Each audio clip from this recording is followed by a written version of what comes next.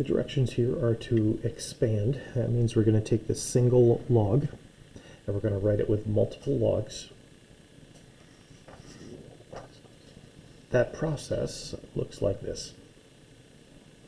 If you're going to expand a single logarithm, you're going to rewrite any multiplication or division that's in the problem using multiple logs with addition and subtraction.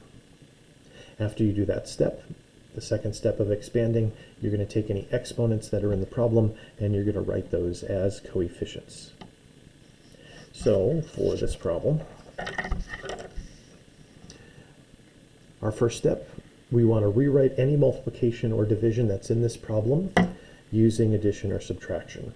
So when I take a look, I see we have log base 7, and we're evaluating the log of these things, and they're being multiplied together. So I'm going to take the multiplication that's there and rewrite that using addition with multiple logs. So when I rewrite this, it's going to be log base 7 of a squared. Then we have a multiplication symbol. So I'm going to add another log plus log base 7 of, and the next value there is a b to the 5th. Then I get to another multiplication symbol, so that's going to give me another log base 7 of c to the 4th. So that's the first step. I've rewritten the multiplication that's there using addition. And now we can take the exponents that are here, and I can rewrite those as coefficients. So they are going to become values that are being multiplied by the log. So final answer, bringing that 2 to the front 2 times log base 7 of a, plus bringing that 5 to the front 5 times log base 7 of b, plus bringing that 4 to the front 4 log base 7 of c. I have now expanded that from a single logarithm into multiple logs, and that is in a completely expanded form. For letter B, we're going to take a look at log base 3 of 3 times the square root of x minus 2. When you're evaluating things that have a radical in them, a square root, cube root, whatever that is, you do want to rewrite this, and instead of it being in radical form with our radical symbol here, you want to write that with exponents. So if you remember right, you can rewrite a square root as that value to the 1/2 power. So for our first step, we're just going to, oops, get a parenthesis here. We're just going to rewrite this square root of x minus 2 as an x minus 2 to the 1/2 power. Two different ways of writing radicals. One's in radical form, the other's in exponential form. To do expanding, we need that in exponential form. Then from there, we will take a look at this, and outside the parentheses, look for any multiplication or division. I have multiplication in one spot there, so I'm going to rewrite this using 2 logs. We have 2 things being multiplied together. So my first step in expanding, I'm going to take this multiplication and write that with multiple logs using addition or subtraction. So we have log base 3 of, and the first value is 3. The second thing we're multiplying is this set of parentheses with our 1/2 power, so plus log base 3 of x minus 2 to the 1/2 power. So there's our first step. And then from there, any exponents we have, only have exponents in one place here, those become coefficients in front. So that would give us log base 3 of 3 plus 1/2 log base 3 of x minus 2. And that's our final answer on that one.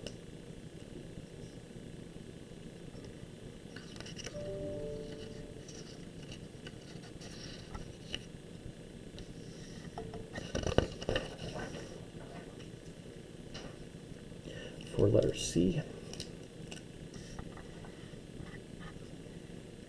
We're going to do a natural log this time, so ln, and we're going to get into some division now. As a fraction, we're going to look at 6x squared over 5y to the third.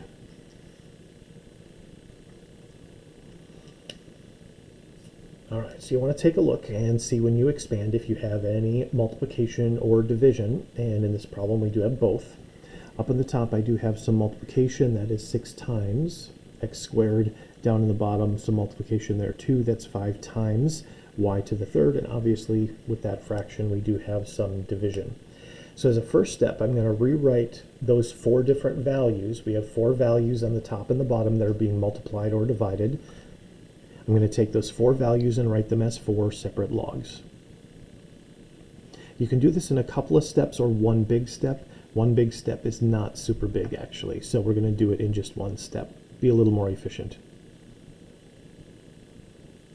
Anything that is in the top part of your fraction being multiplied together, when I write those logs are going to be positive. There's going to be an addition symbol in front of those.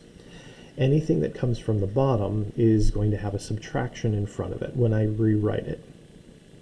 So when I rewrite this with the 5 and the y to the third, when I rewrite both of those with logs, there's going to be a subtraction in front of those because they come from the bottom part of that fraction. All right, so in the top I have a 6, so that's going to be natural log of 6, and I also have an x squared, and because the 6 and the x squared are both in the top part of the fraction, both of those logs are positive.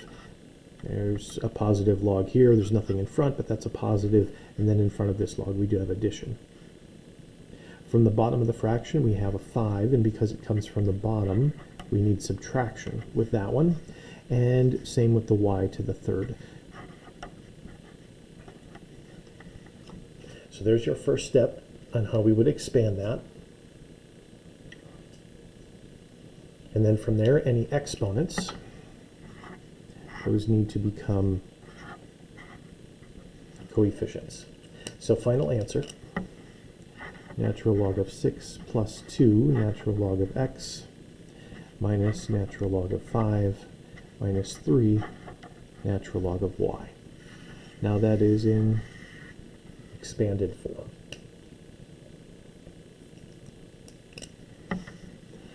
Letter D.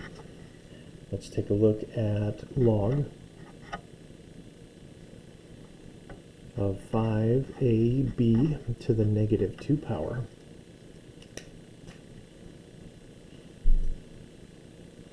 If we continue to follow those rules that we have for expanding, this shouldn't be too bad. Taking a look at what's here, there's no fraction this time, just 3 things being multiplied together, so I'm going to rewrite this using 3 logs. The first one is log of 5, and then since we have multiplication, going to add that to log base a. The one more thing we're multiplying, that is a b to the negative 2 power.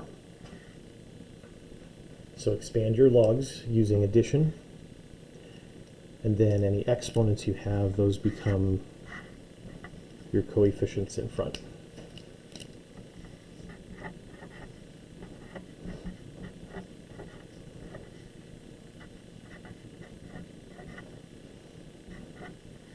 So that negative exponent actually becomes a subtraction in front. We end up with that last term being a negative 2 log b, and that is our final answer. We don't have a base to our exponent on that, it's just log, there's no number here. Remember, that's log base 10. You could write it in that way if you want, or just leave it the way that it is.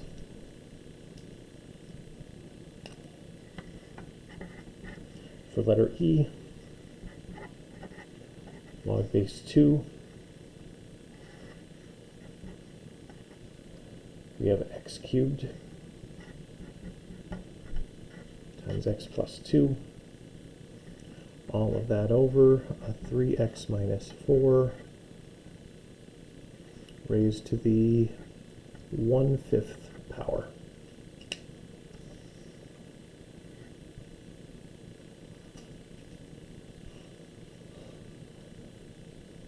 So if I look on the top and the bottom, there are three things that are being multiplied or divided. There is multiplication in between our x cubed and our x plus 2, and down in the bottom we have that single value 3x minus 4 raised to the 1/5 power. So I'm going to rewrite this with 3 logs because there are 3 things being multiplied or divided. Anything that comes from the top is going to be a positive log. So the first one I would do would be a log base 2 of x cubed. The x plus 2 also comes from the top, so that's going to be a positive log also. So plus log base 2 of x plus 2. And then the last value we're going to be putting into expanded form comes from the bottom, so that's going to be a subtraction in front of that log.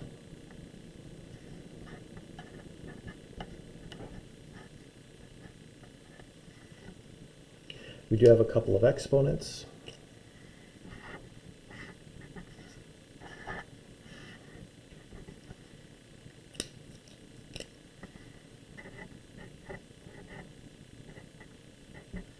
So I'm going to write those as coefficients in front.